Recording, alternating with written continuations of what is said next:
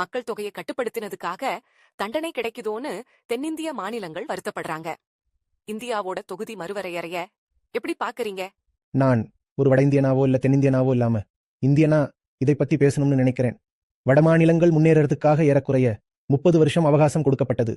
அவங்க மத்தவங்களுக்கு இணையா வருவாங்கன்னு தான் அந்த நேரம் கொடுக்கப்பட்டது. ஆனா அது நடக்கல.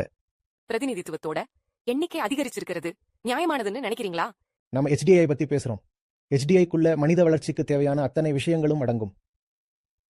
இன்ஃபென்ட் மார்டாலிட்டி ரேட்டா இருக்கட்டும், ஊட்டச்சத்து குறைபாடா இருக்கட்டும், வறுமை விகிதமா இருக்கட்டும், எல்லாத்துலயும் பெரிய இடைவெளி இருக்கு. தெற்கு மாநிலங்களை விட வடக்கு மாநிலங்கள் ஏதோ கொஞ்சம் முன்னாடி இருக்குன்னு சொல்ல முடியாது. உண்மையை சொல்லப்போனா அவங்க பல மைல்கள் பின்தங்கி இருக்காங்க. உதாரணத்துக்கு கேரளா தமிழ்நாட்டை எடுத்துக்கிட்டீங்கன்னா வறுமைங்கிறது 1%, 4%க்குள்ள இருக்கு. ஆனா வடமாநிலங்கள்ல கிட்டத்தட்ட 10 மடங்கு அதிகமா இருக்கு. 1947 சுதந்திரம் வாங்கும்போது யூபி, பீகார்லாம் அதே லெவல்ல தான் இருந்தது. அதுக்கப்புறம் என்ன நடந்தது? இந்தியனா என்னோட ஆசை என்னன்னா, நம்ம நாட்டோட கொள்கை முடிவுகள் நல்ல கல்வி கற்ற, சமூக விழிப்புணர்வு இருக்கிற முதிர்ச்சியான கைகள்ல இருக்கணுங்கிறது தான். இன்னைக்கு நம்ம கூட சமூக வலைதளங்கள்ல அதிகப்படியான மக்களால் பார்க்கப்படுற ஆன்மீக குரு ஆச்சாரிய பிரசாந்த் அவர்கள் இருக்கிறாங்க. கிட்டத்தட்ட 70 மில்லியன் மக்கள் இவரை பின்தொடர்றாங்க. இவரு IIT முன்னாள் மாணவர். அது மட்டும் இல்லாம இவரு IIM முன்னாள் மாணவர் கூட. கீதைய பத்தி பேசும்போது கிட்டத்தட்ட 17 வகையான கீதைகளை ஆன்லைன் மற்றும் ஆஃப்லைன் வகுப்புகள் மூலமா சொல்லி கொடுத்துட்டு இருக்கீங்க. நீங்க ஒரு கவிஞர், தியேட்டர் ஆர்டிஸ்ட், இப்படி உங்களால செய்ய முடியாத விஷயம்னு ஏதாவது இருக்கா? ஸ்பிரிச்சுவல் கைடா, ஆன்மீக தலைவரா, மக்கள் வாழ்க்கையில இருக்கிற சிக்கல்களையும் பிரச்சனைகளையும் எப்படி எதிர்கொள்ளணும், எப்படி மறக்கணும்னு அவங்களுக்கு எப்படி உதவி செய்றீங்க? அவங்க போராடிக்கிட்டு இருக்கிற பல பிரச்சனைகள் அவங்களோட உண்மையான பிரச்சனைகளே கிடையாதுங்கிறத பார்க்கறதுக்கு நான் அவங்கள ஊக்குவிக்கிறேன். அவங்க தங்களுக்குன்னு ஏகப்பட்ட பிரச்சனைகளை வரிசைப்படுத்தி வச்சிருக்கிறாங்க. ஆனா ஒருத்தன் தன்னோட நிஜமான பிரச்சனைய நேருக்கு நேர் சந்திச்சுட்டான்னா மற்ற எல்லா அற்பமான பிரச்சனைகளையும் தாராளமா ஒதுக்கிடலாம். அதுக்கு அந்த தகுதி இருக்கு. அதனால நான் அவங்கள அந்த ஒரு உண்மையான பிரச்சனைக்கு கூட்டிட்டு வர முயற்சி பண்றேன். அந்த ஒரு உண்மையான பிரச்சனை தான் மற்ற எல்லா குட்டி குட்டி பிரச்சனைகளுக்கும் தீர்வா அமையும். ஒரு மனுஷனுக்கு ஒரு பிரச்சனை இருக்கணும்னா அது ஒரு நிஜமான பிரச்சனையா இருக்கணும். ஒரு பெரிய பிரச்சனையா, போராடுறதுக்கு தகுதியான ஒரு பிரச்சனையா இருக்கணும். இப்போதைக்கு விவாதிக்க வேண்டிய முக்கியமான பிரச்சனை தொகுதி மறுவரையறை விஷயத்துல உருவாகி இருக்கிற வடக்கு தெற்கு இடைவெளிதான். இது பெரிய பேசுபொருளா மாறி இருக்கு. இது நம்ம நாட்டோட ஜனத்தொகையை மையப்படுத்தி நடக்கிற விவாதம். தெற்கு மாநிலங்களோட தரப்பு என்னன்னா, மக்கள் தொகையை ஒழுங்கா கட்டுப்படுத்தினதுக்காக தண்டனை கிடைக்குதோங்கிற அச்சம் இருக்கு. ஆனா வட மாநிலங்களோ பெரிய ஜனத்தொகை இருக்கிறதுனால பார்லிமெண்ட்ல தங்களுக்கு தான் கூடுதல் பிரதிநிதித்துவம் வேணும்னு கேக்குறாங்க. இந்தியனா டீலிமிட்டேஷன் நடைமுறையை எப்படி பார்க்கறீங்க? இப்பொழுதைய சூழலுக்கு எந்த அளவுக்கு அவசியமானதுன்னு நினைக்கிறீங்க? வடமாநிலங்கள் தங்களை முன்னேற்றிக்கிறதுக்காக அவங்களுக்கு நிறைய கால அவகாசம் கொடுத்தோம். இங்க நான் ஒரு வட இந்தியனாவோ அல்லது தென்னிந்தியனாவோ இல்லாம ஒரு இந்தியனா என்னோட கருத்தை சொல்லணும்னு நினைக்கிறேன். கடைசியா 1971 தான் சரியான முறையில இந்த தொகுதி மறுவரையறை நடந்தது. அதுக்கப்புறம் 1976 நாம அரசியல் சாசன சட்ட திருத்தம் கொண்டு வந்தோம். அதுல ஒரு 30 வருஷத்துக்கு இதை தள்ளி வைக்கலாம்னு சொன்னோம். அதுக்கப்புறம் மறுபடியும் ஒரு 30 வருஷம், அதாவது கிட்டத்தட்ட இன்னும் ஒரு 30 வருஷத்துக்கு இதை தள்ளி வச்சிருக்கோம். சரிதானே? வடமாநிலங்கள் தங்களை முன்னேற்றிக்கணுங்கிறதுக்காகத்தான் இதெல்லாம் செய்யப்பட்டது. ஆனா நடைமுறையில் அப்படி எதுவும் நடக்கல. சொல்லப்போனா தெற்கு மாநிலங்கள் எல்லா செயல்பாட்டு அளவுகோல்களையும் மிக வேகமா கடந்து முன்னாடி போயிட்டாங்க. இதை நாம கவனிச்சு பார்த்தா ஒன்று புரியும்.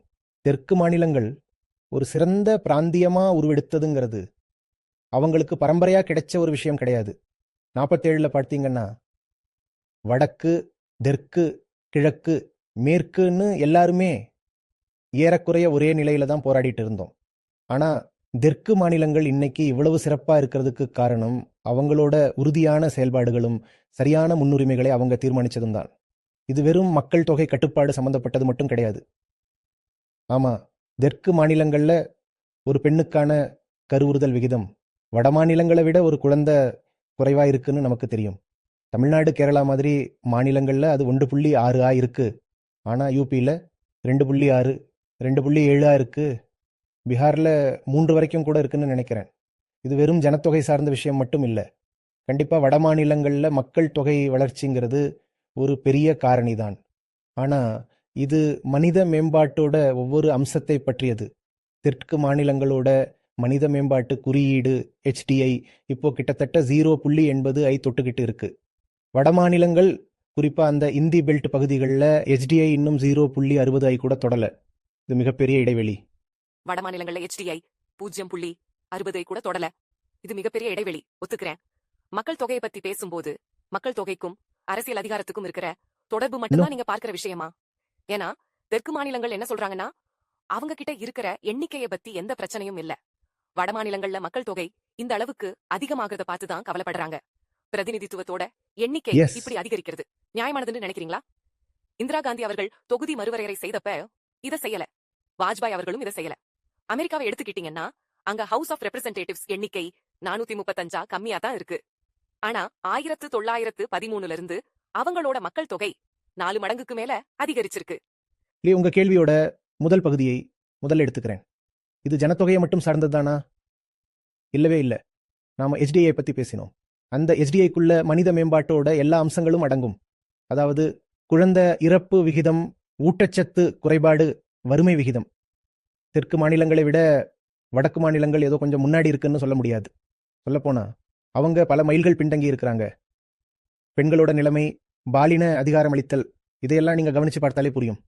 பெண்களோட முன்னேற்றம்ங்கிறது தெற்கு மாநிலங்கள் எப்போதுமே பாராட்டப்படுற ஒரு விஷயம். ஆமா, இது ஏதோ மேம்போக்கான கருத்து கிடையாது. இதை நிரூபிக்கிறதுக்கு நம்ம கிட்ட தெளிவான புள்ளி விவரங்கள் இருக்கு. அவங்களோட கல்வி அறிவு, கல்வி முறை, ஹெல்த் கேர் சிஸ்டமா இருக்கட்டும், எல்லாத்துலயுமே முன்னாடி இருக்காங்க. சொல்ல போனா நம்ம நாட்டோட மருத்துவ தலைநகரம்னு தமிழ்நாடு போற்றப்படுறத மறுக்க முடியாது, இல்லையா? நிச்சயமா, நிச்சயமா. வடமாநிலங்களோட ஒப்பிடும்போது தெற்குல இருக்கிற சராசரி மனிதன் கிட்டத்தட்ட 10 வருஷம் அதிகமா உயிர் வாழறான்.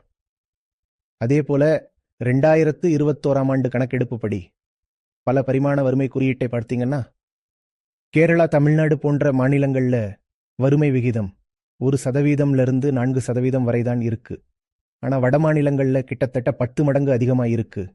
நாம உத்தர பிரதேசத்தையும் பீகாரை எடுத்துப்போம். சராசரி மனிதன் பள்ளி கல்லூரி கல்வியில செலவிடற ஆண்டுகளை கணக்கிட்டா வடமாநிலத்தவரை விட தென்னிந்தியாவில இருக்கிறவங்க 4-5 வருஷம் கூடுதலா படிக்கிறாங்க. அது மட்டும் இல்லாம லோன் போர்ட்போலியோவை கவனிச்சு பாருங்க. வடக்குல எதுக்காக கடன் வாங்குறாங்க, தெற்குல எதுக்காக கடன் வாங்குறாங்கிற நோக்கமே வேற வேறையா இருக்கு. நாட்டின் கட்டமைப்பு மேம்பாட்டிற்கான பங்களிப்பு தெற்கு மாநிலங்களை பாத்தீங்கன்னா, நாம இன்னும் பொருளாதார வளர்ச்சியை பத்தி பேச வரல. அவங்களோட உள்நிலை வளர்ச்சியை பத்தி பேசுறோம். கல்வி, சமத்துவம், சாதிய பாகுபாடுகளை களைறதுன்னு இந்த எல்லா விஷயங்கள்லையும் தெற்கு வடக்கை விட ரொம்ப முன்னாடி இருக்கணும்னு முடிவு பண்ணி செயல்பட்டு இருக்கிறாங்க. Yeah. ஏன்னா 1947 ரைட், நாம சுதந்திரம் வாங்கும்போது எல்லாரும் ஏறக்குறைய ஒரே நிலையில தான் இருந்தோம். அதுக்கப்புறம் இப்ப இருக்கிற இந்த முன்னேற்றம்ங்கிறது அவங்க விழிப்புணர்வோட எடுத்த ஒரு முடிவு. அதுவும் தேசத்தை கட்டமைக்கணுங்கிற திசையில அவங்க எடுத்த மிக சரியான முடிவு. அதனாலதான் Yeah. சரியான தேர்வையும் பொறுப்பான செயல்பாட்டையும் அங்கீகரிச்சு பாராட்டணுமே தவிர அங்கீகரிச்சு பாராட்டணும். அதுக்கு தண்டனை கொடுக்க கூடாது. கண்டிப்பா அவங்கள தண்டிக்க கூடாது. சரியா சொன்னீங்க. இப்போ உதாரணத்துக்கு தெற்கு மாநிலங்களோட இடங்கள் குறைக்கப்படாதுன்னு சொன்னாலும் அது ஏமாற்று வேலைதான்.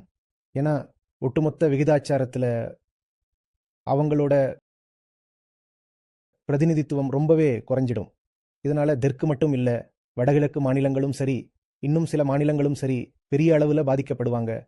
மக்கள் தொகை அடிப்படையில மட்டும் தொகுதி மறுவரையறை நடந்தா இந்தி பெல்ட் மட்டும்தான் அளவுக்கு அதிகமா பிரதிநிதித்துவம் பெறும்.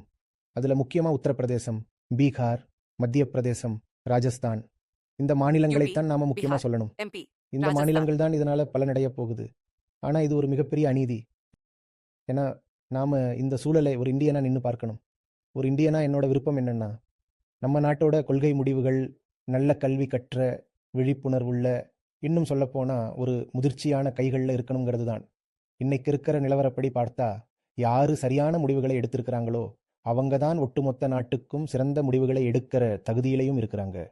அப்படிப்பட்டவங்க தெற்கு மாநிலங்கள்ல இருந்து தான் அதிகமா வர்றாங்கிறத நாம பாரபட்சம் இல்லாம ஒத்துக்கிட்டு தான் ஆகணும். அப்போ நாடாளுமன்ற உறுப்பினர்களோட எண்ணிக்கையை உயர்த்துறதுக்கு பதிலா அப்படியே நிலையா வச்சுட்டு வேணும்னா மாநில சட்டமன்ற உறுப்பினர்களோட எண்ணிக்கையை உயர்த்தலாம்னு நினைக்கிறீங்களா? இல்ல, அது முற்றிலும் வேறொரு விஷயம்.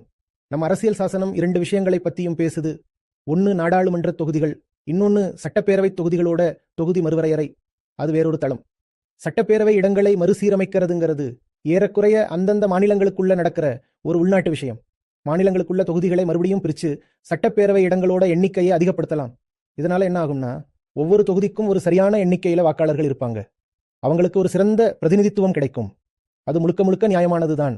அதுல எந்த பிரச்சனையும் இல்லை. சொல்லப்போனா இப்ப நடக்கிற விவாதத்தோட மையப்புள்ளியும் அது கிடையாது. இப்ப இருக்கிற சர்ச்சையெல்லாம் இந்த நாடாளுமன்ற தொகுதி மறுவரையறையை பத்தி தான். அங்கதான் பிரச்சனையே ஆரம்பிக்குது. என்னை பொறுத்த வரைக்கும் இந்த மாதிரியான ஒரு மறுவரையறை நியாயமா இருக்காதுன்னு தான் நான் நினைக்கிறேன். இன்னும் சொல்லப்போனா இந்த விவாதத்தையே வேறு ஒரு கோணத்துல அணுகணும்னு நான் சொல்லுவேன். தெற்கு மாநிலங்களை தண்டிக்கிறதுக்கு பதிலா அவங்களோட சாதனைகளுக்காக அவங்களுக்கு ஏன் நாம ஊக்கத்தொகையோ இல்ல விருதுகளோ வழங்கி Right. கௌரவிக்க கூடாது? தெற்கு மாநில தலைவர்கள் என்ன சொல்றாங்கன்னா, இது அந்த மாநிலங்கள் மேல நடத்தப்படுற அரசியல் தாக்குதல்னு கருதுறாங்க. கண்டிப்பா அந்த நிலைக்குத்தான் போகும். ஏன்னா வழக்கமாவே நாடாளுமன்றத்துல, அதாவது லோக்சபா மற்றும் ராஜ்யசபாவுல வடக்கும் தெற்கும் வெவ்வேறு மாதிரியான பிரதிநிதித்துவ முறைகளை பின்பற்றி வந்திருக்கிறாங்க. இப்போ நீங்க வடக்கு மாநிலங்களுக்கு அதிகமான முக்கியத்துவத்தை கொடுத்தீங்கன்னா அங்க வடக்கு மாநிலங்கள் அளவுக்கு அதிகமா பிரதிநிதித்துவப்படுத்தப்படாது. அதோட சேர்த்து சில குறிப்பிட்ட கட்சிகளும் Right. சில குறிப்பிட்ட சித்தாந்தங்களும் நாடாளுமன்றத்துல ஆதிக்கம் செலுத்துறத நீங்க